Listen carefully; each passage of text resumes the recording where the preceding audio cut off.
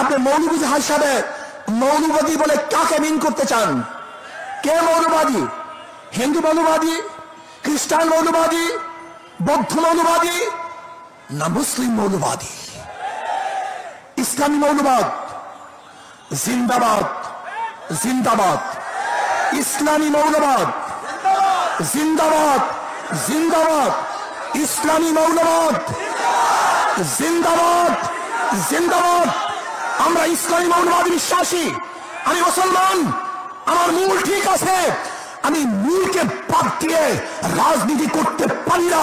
92% মুসলমানদের দেশে ইসলামী মূল্যবোধকে বাদ দিয়ে, ইসলামী মূল্যবোধকে বাদ দিয়ে কেউ কোনোদিন রাজনীতি করতে পারে নাই, পারবে না ইনশাআল্লাহ। কাজী আপনি যে স্বপ্ন দেখেছেন মৌলবাদীর ক্ষমতায় আসবে না, আসে নাই, সম্ভাবনা নাই।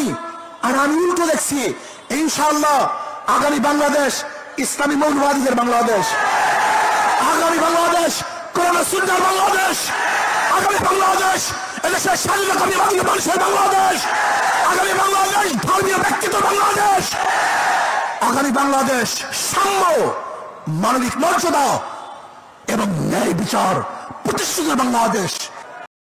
ডেস্ক রিপোর্ট, ইনসাফ নিউজ। এতক্ষণ আমাদের সাথে থাকার জন্য ধন্যবাদ।